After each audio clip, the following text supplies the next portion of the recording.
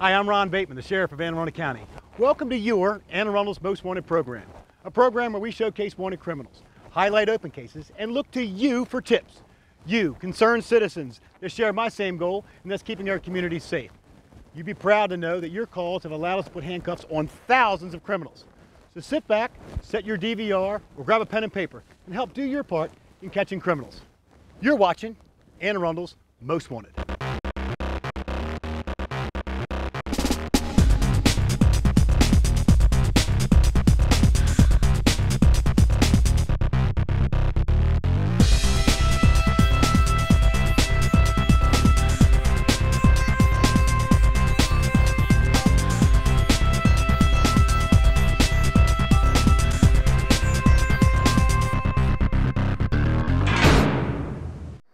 And of course, a regular guest on our show from the Annapolis Police Department, Corporal Amy Megath. Welcome to the show, Amy. Thank you, Sheriff. Who'd you bring for us? I've got 4 people today. The first one is Maroquin Ysidro. His date of birth is August 8th of 1985. He's a Hispanic male, 5 foot 4 inches tall, weighing 160 pounds, with black hair and brown eyes. His last known address is 9 Juliana Circle in Annapolis, and he has a warrant for failing to appear in court for an open container of alcohol charge. This warrant stems from an event on October 23, 2008. At 7:14 p.m., officers were patrolling Truxton Park when they observed several Hispanic males on the basketball court with open containers of alcohol. Maroquin Ysidro was cited for having an open container of alcohol in a public area. He failed to come to court for this charge, and a bench warrant was issued. Second subject we have is Tavonia Cheryl Rivers. Her date of birth is July 20th, 1982. She's a black female, 5 foot 6 inches tall, weighing 125 pounds, with black hair and brown eyes. She has a tattoo on her right forearm. Her last known address is 765 Lincoln Avenue in Brooklyn, New York. She has a warrant for failing to appear in court for possession of marijuana and multiple traffic violations. This warrant stems from an incident on December 12th, 2008 at 1:59 a.m. Officers responded to Medgar Evers Street in Annapolis for a hit-and-run accident that just occurred. The officer spoke with the witness, who gave a description of the suspect vehicle and the driver. An officer discovered the suspect vehicle in the parking lot of Pantry 1 at Spa Road and Hilltop Lane. The vehicle had damage to the front end. The officer identified the suspect vehicle driver as Tavonia Rivers. Rivers' driving privilege was suspended. The officer also found marijuana under the driver's seat of the vehicle. Rivers was arrested and charged with possession of CDS, driving while suspended, and leaving the scene of an accident. Rivers failed to appear in court on these charges, and this bench warrant was issued. The third subject we have is Jesus Oliveira Rojas. His date of birth is December 24th, 1979. He's a Hispanic male, 5 foot 5 inches tall, weighing 130 pounds, with black hair and brown eyes. His last known address is 831 Spa Road in Annapolis. Charge on this warrant is murder. On April 17, 2003, at approximately 9 a.m., a passerby found an unresponsive man face down in the wooded area behind Lighthouse Wine and Spirits on West Street. Officers responded and found the victim, Alfonso Serrano, on a dirt path in the wooded area, wrapped in a piece of orange-colored padding used for rugs. Mr. Serrano was deceased and appeared to have a head injury. Detectives investigating the death found evidence that Jesus Oliveira Rojas murdered Mr. Serrano. Charges of murder were filed on Rojas, but investigators believe he has fled the country. Rojas is originally from Mexico. And the fourth subject we have is Reginald Allen Sims. His date of birth is May 14th, 1981. He's a black male, 5 foot 9 inches tall, weighing 230 pounds, with black hair and brown eyes. He has a tattoo on his left arm, and his last known address is 1427 Foxwood Court in Annapolis. He has charges for traffic violations and false statement to police. On January 20th, 2015, at 12:52 p.m., an officer conducted a traffic stop in the area of Spa Road and West Street. The officer came into contact with the driver, Reginald Sims, Jr. Sims Jr. provided the officer with a Maryland learner's permit identifying him as Reginald Sims Sr. There was no other person in the vehicle, and Sims Jr. was cited for driving without a license. It was later learned that Sims Jr. had identified himself as Sims Sr. and had 2 records through the Maryland Motor Vehicle Administration. The officer obtained this warrant for Sims Jr. for false statement to a police officer and driving without a license. Well, we got to get our hands on all of them, especially Rojas. Yes. Folks, you know the whereabouts of any of those individuals. Do not approach them. Instead, call that number on the screen, 410-222-1490 or 911 24 hours a day. Amy, thank you very much. Thank you, Sheriff.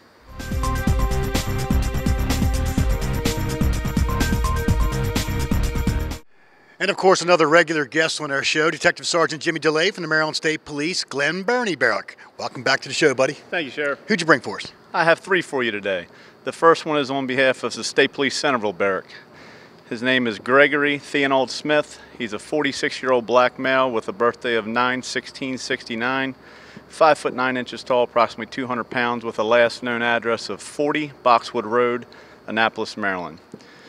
On August 30th of this year at approximately 5 p.m., an adult female was standing in the restroom of Red Eye's Dock Bar in Graysonville, Maryland. Gregory Smith approached the female from behind and pulled the waist of her shorts and stuck his hand down the back of them.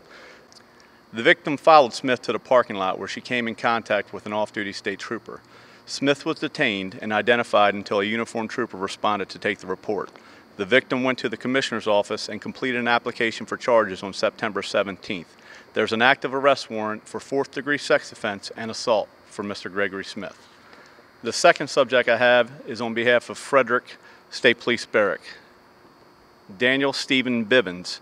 He's a 36-year-old white male with a birthday of September 5th, 1979. 5 foot 10 inches tall, approximately 250 pounds. He has a last known address of 223 Otis Drive, Severn, Maryland.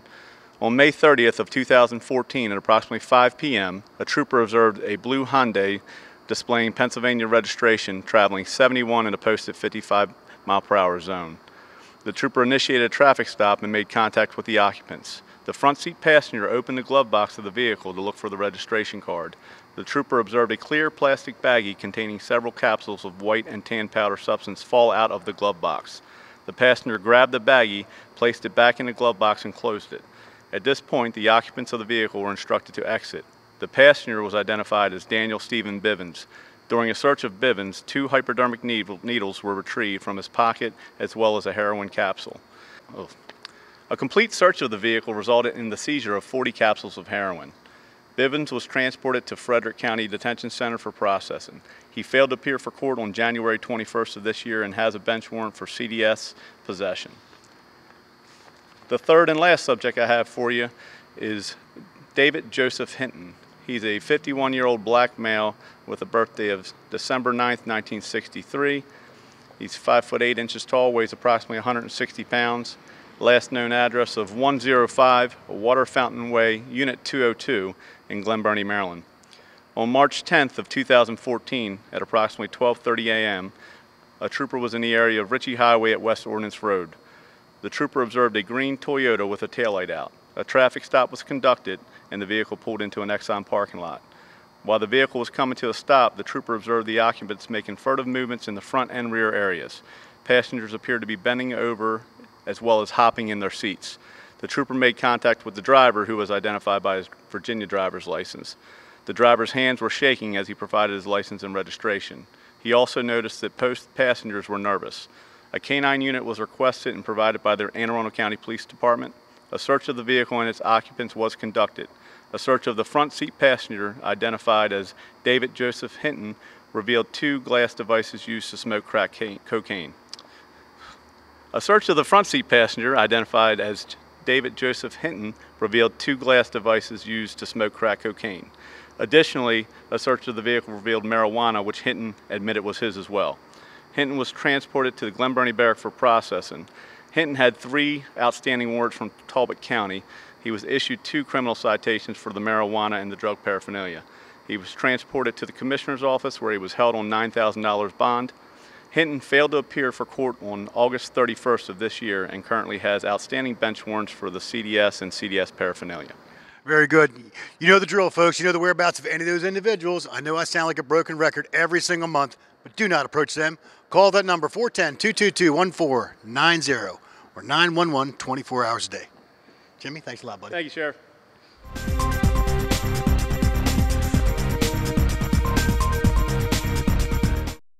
It's my pleasure to introduce our next guest, Lieutenant Ryan Frazier from the Anne Arundel County Police Department.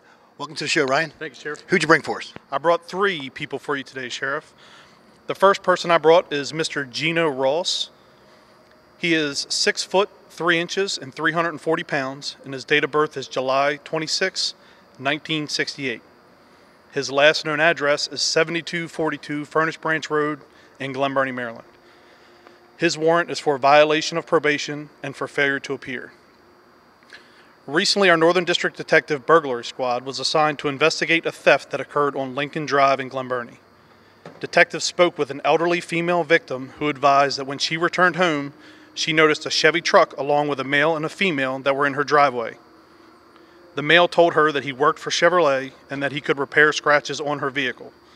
The elderly victim stated that she walked into her house and the male and the female followed in behind her. The male then walked outside for a couple of minutes while she spoke to the female, but he then returned and said that he repaired her scratches on her vehicle and it would cost her $80. The victim stated that their sheer overwhelming presence and the size of Mr. Ross felt her to compel to pay him the $80 before she could check to see if her vehicle was fixed. She stated that she removed an envelope from her purse, which she had a large amount of money inside, and removed the $80. While all 3 were in the living room area, the female started talking, distracting her for about a minute or 2. During that time, the victim stated that she did not pay much attention to the male. The male then looked at his female accomplice and stated, "It's time to leave." Then the male and the female walked outside of the house and headed towards their truck. It was at this time that the victim checked her purse and realized the envelope was now missing. That envelope had approximately $950 in large bills. The victim walked back outside and went to approach the male and female when she saw them quickly driving away in the Chevy pickup truck. To make matters worse, the victim noticed that no repairs were even made to her vehicle. The money she had stolen was from an asbestos settlement that she receives from Bethlehem Steel Shipyard each month. Our Northern District detectives are very familiar and have investigated several scams being conducted against elderly people in that area. They have knowledge of several suspects who have been involved in such scams, and so they showed the victim a photo lineup. The victim immediately positively identified Gino Ross as the suspect. Although detectives are very familiar with Mr. Ross and his scams on the elderly, they have been unable to locate him. Mr. Ross currently has a warrant for violation of probation and for failure to appear. The second subject is Mr. Tyrone Allen Slay. Mr. Slay is 5 foot 11 inches, 148 pounds, and his date of birth is June 13th, 1957. His last known address is 146 Reedbird Avenue in Baltimore, and his warrant is for robbery. On September 20th, 2015, at around 4:26 p.m., officers from our Northern District responded to the area of Holloway Road in Glen Burnie for the report of a robbery of a citizen. Upon arrival, officers made contact with an elderly victim. She advised officers that she was approached by a male suspect as she exited her vehicle in front of her home. The suspect attempted to grab money from her pocket, but she fought him back. The suspect was unable to grab any items from her, so he pushed her to the ground and he fled the scene. Several units canvassed the area for the suspect with negative results. However, officers did locate, lying on the ground next to the victim's vehicle, a bus pass that belonged to Tyrone Aaron Slay. The victim looked at the bus pass, and she immediately identified Slay as her attacker. It was later discovered through surveillance video that Slay had followed the victim to the area of Holloway Road from a nearby pharmacy store. All attempts to locate Tyrone Slay have failed, so detectives are asking for the public's help in locating him. Slay currently has an active warrant for robbery. Our third individual is Nathan Edward Pusey. He's 5 foot 11 inches, 172 pounds, and his date of birth is March 29th, 1983. His last known address is 1614 Church Street, Unit A in Baltimore, and his warrant is for first-degree burglary. On September 19th at around 7:20 a.m., officers responded to an address on 4th Street in Brooklyn for the report of a residential burglary. When officers arrived on scene, they met with a male victim who stated that the suspect, Nathan Pusey, just burglarized his home and stole his 2000 Chevy Blazer. The victim stated that he knows Pusey through a mutual friend. The victim told officers that he woke up when he heard his mother screaming. He got out of bed and he observed Pusey in the hallway of the residence, heading towards the front door. He chased Pusey outside and observed him getting into his Chevy Blazer. He then grabbed a hold of the backside of the vehicle as Pusey pulled away. The victim was dragged approximately 40 feet before he eventually let go of his vehicle. The victim then responded back inside of the house and called the police. The victim went to his bedroom where he noticed that his wallet and his keys were missing. Officers observed that the kitchen window to the residence was ajar and believe that this is how Pusey gained entrance into the residence. Attempts to locate Pusey have been unsuccessful, and Pusey currently has an active warrant for first-degree burglary. Wow, some good cases there. And that first one makes me sick, the one that stole from the elderly. Yeah. Unbelievable. Garbage. So, folks, you know the whereabouts of any of those individuals. Do not approach them. Instead, call that number, 410-222-1490 or 911 24 hours a day. Lieutenant, thank you very much, buddy. Thank you, sir. It's always a pleasure.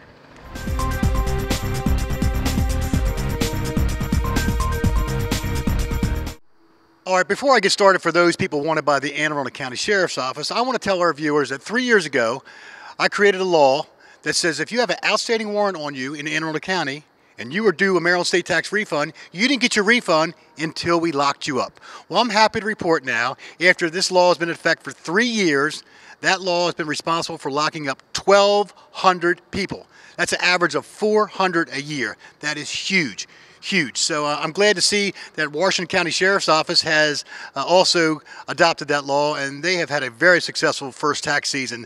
They have mailed out 70 letters and locked up 31 people. So that's a great percentage of success. So, and lastly, before I start with the wanted people, I want to personally thank all of our viewers who take the time to watch the show and then do that extra effort and call in and give us tips. Tips that have been responsible for thousands of arrests. So I really appreciate it. So thank you very much for watching the show and participating and doing your part as a citizen of Anne Arundel County. So now for those subjects wanted by the Anne Arundel County Sheriff's Office. First, we have Juan Ricardo Mackle. Mackle has an open warrant for multiple charges, including armed robbery, assault, and theft. On July 28, 2015, county police were contacted about an armed robbery. The victim advised 4 black males approached his vehicle and at gunpoint demanded money and cell phones from him and his 3 friends. The suspect stole 2 iPhones, a pair of Air Jordans, cash, and later withdrew cash out of the victim's bank account using the code they obtained during the confrontation. During the robbery, the victim was struck in the head with a handgun by one of the suspects. One of the victims recognized one of the suspects with a handgun during the robbery. Small world. Today, we are looking for Juan Ricardo Mackle, who is a 17-year-old black male who was, by the way, charged as an adult. With a date of birth of April 14, 1998, he's 5 foot 7 inches tall, weighs 145 pounds, and has black hair and brown eyes. His last known address is 785 Annapolis Neck Road in Annapolis. Our next subject is Brian Keith Whitaker. Whitaker was convicted of driving without a required license and ordered to report for weekend confinement on June the 26th of 2015.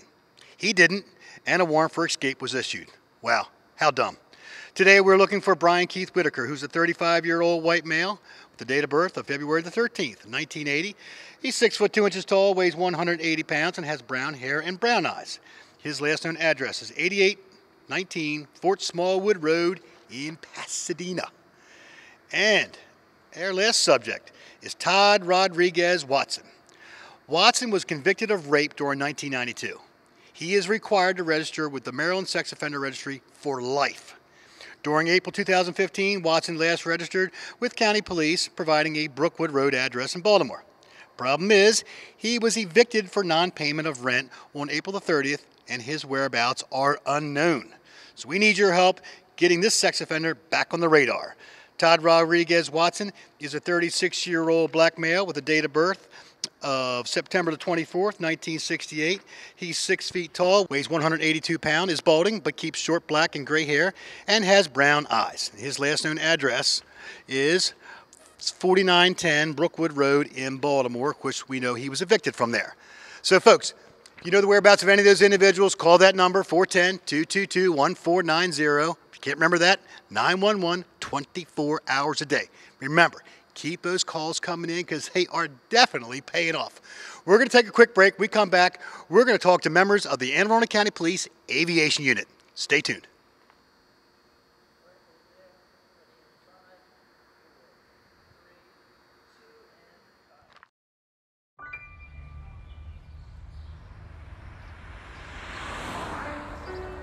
it's harder whenever there's a bigger group.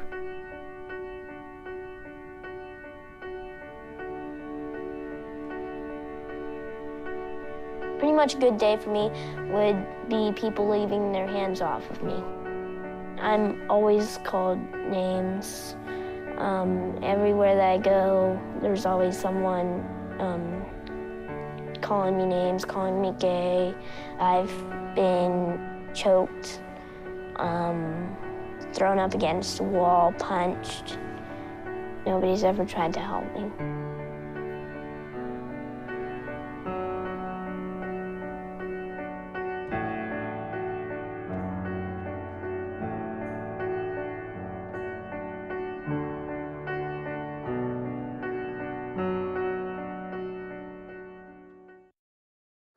Welcome back from the break, folks. As you know, last month we were at the Anne Arundel County Police K-9 unit in Millersville. This month we are someplace really cool. We're at the Tipton Airfield in Fort Meade, Maryland. And this is where the Anne Arundel County Police helicopters and the Howard County Police helicopters are stored. So today is with me, to my right is Sergeant Shannon Mack, and to my left is Corporal Jeffrey Reger. Both of them are pilots, and we're going to hear a little bit about the aviation unit, see some of the helicopters behind me, and talk about what they do. So to begin, Sergeant Mack, how long have you been with the county police, and how long have you been flying these helicopters? Sheriff, I started with the police department 30 years ago this year and have been flying helicopters since 1999. Prior to that was in the SWAT team for several years and then patrol obviously from the beginning. Very good. Now, let's give the audience a little overview of the aviation unit, when it started, what we started with, and all that good stuff. We started aviation in 1991 with a lease program with a local gentleman, Tom Parlett, who was a local business person and donated 100 hours of his own time to get the unit off the ground, so to speak. From there in 96, we acquired, behind me you see an aircraft, acquired 6 military surplus aircraft. And then from there in 2003, we purchased the newer aircraft, which is the Bell 407 aircraft, which we're currently flying. Now, in my previous career, when I was the captain of the Special Operations Division here at the County Police, like you said, we had 6 of these OH-58s, 4 were for parts, and we drove 2 of them. Yes, sir. 2 were flyers and 4 for parts. Yes, sir. Now, we acquired these from the military. What kind of cost was involved? Zero cost. We are all surplus aircraft used for different operations, but primarily the surplus aircraft for marijuana eradication. That launched us into the program in 2003 with the purchase of the new aircraft. Along the way, Howard County Police Department wanted some service of aviation services, and we brought them along as well, and they're with us still today as a joint venture regional aviation program. So talk about the technology changes from the old OH-58s compared to the new stuff. Well, we started in the old OH-58s with a handheld camera and a regular folding map for map, and we now have moving map technology and thermal cameras that are military state-of-the-art technology. I love it. Now, we use these things for a variety of reasons. We use them to catch criminals. We use them for Alzheimer's patients. But that is what Corporal Jeffrey Reger is going to talk to us about. Jeff, tell the audience about some of the operations that these helicopters are used for. You can think of the helicopter kind of like a patrol car in the sky. We respond about everything that a patrol officer would, your major Part 1 crimes, your rapes, robberies, also your foot pursuits, vehicle pursuits, and missing persons. The technology that we use in the helicopter, which is most useful to the patrol, is a thermal imager. And basically we see differences in heat. And that's displayed as a picture on the screen. And usually we're up day and night looking for whoever that person of interest is. Now, a couple years ago, there was a subject that decided he was going to escape from district court over in Annapolis. And so you were called out and you were flying that day. Tell us about that experience. Well, that was a long, drawn-out day looking for that it was. individual. He went through the neighborhood. I think police went through each house just about looking for him. I think it ended up being early in the morning, 12:30, 1 o'clock in the morning. We got called out for a possible sighting. We ended up finding him with the thermal camera, his head popping out of the water, right on the shore of the creek there. Popping out of the water like a turtle. Yes, yes, just wow. as like a little white spot popping out. So we were able to call officers in, our SWAT team with the Marine Division when we had the boat out in the water, and everybody converged on him. It was a little pursuit through the water, but we ended up getting him. And that was a multi-agency effort. That was the Sheriff's Office, the County Police, Annapolis City Police, and Maryland State Police. But ultimately, this piece of technology behind us is the one that made the find. That would be the one, yes. Very good. Now, Sergeant Mack, 2 weeks ago, there was a really cool incident that occurred in St. Margaret's involving a capture of a guy who broke into a church. Tell the audience about what happened and how the helicopter was instrumental in the apprehension. That's right, Sheriff. It was approximately 2 weeks ago. A local church worker went into the church and discovered someone rummaging through the drawers of one of the church offices. Turns out he was just a local solicitor from outside of the state who was there in trying to solicit for magazine sales or some sort of sales like that. He ran off after she chased him off, and the helicopter was instrumental in capturing that person with a thermal camera. They were able to check the immediate area, locate the suspect hiding under a car, between a car and a garage, called in the local officers and actually directed local officers right to the suspect, who was at that point emerging, trying to run from the arriving officers. I love how a tool like this is, turned in success and put the handcuffs on the bad guys, especially some person that broke into a church. Are you kidding me? Absolutely. Now, without giving up any secrets to the citizens, let's talk about some of the technology that's on that helicopter that helps you do your job. Glad to. Primary piece of equipment, our bread and butter, is a thermal imager. What it does is detects different temperatures in the IR spectrum, not visible to the eye. We use that mostly at night, sometimes at day, and we detect good or bad people, whoever we're looking for. We can also downlink that. We have a video downlink, and we can send that signal to an IP address, and officers and commanders on the ground can actually watch from their cars what we're seeing in the helicopter. Second thing we have, very important, is the Aero Computer's moving map. It's a GPS-based moving map. With that, we can input any address in the nation. It gives us a course line, time and distance. It also can give us a GIS overlap, which will give us addresses of where we're at, so we can give good coordinates to officers on the ground when we need to let them know where to search for either a bad guy, missing person, or if we're helping other agency for, say, fire department for fires and such. And finally, probably one of the neatest pieces of technology we currently have are night vision goggles. Very important for flying the aircraft. We can see things that normally you wouldn't be able to detect by the naked eye or even with a thermal imager. So it makes the safety of flight much better. Also, our TFOs, or both people in the cockpit, pilot and co-pilot, or the tactical flight officer, wear the night vision goggles, and we can see people on the ground at night just as well as we can with the thermal imager. Well, I hope you enjoyed our show. I want to thank a few people that allow this show to happen every single month. First, behind the camera, my good friend, Mr. Dale Boyer. From my office, who puts the show together and does a great job every single month, Lieutenant Jennifer Gilbert Duran.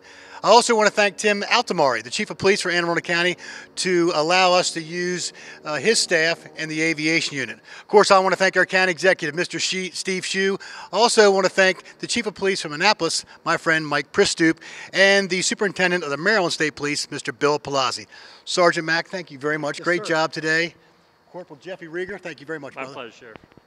Remember, folks, let's keep Anne Arundel County safe. I'm Sheriff Ron Bateman. We'll see you next time on Anne Arundel's Most Wanted.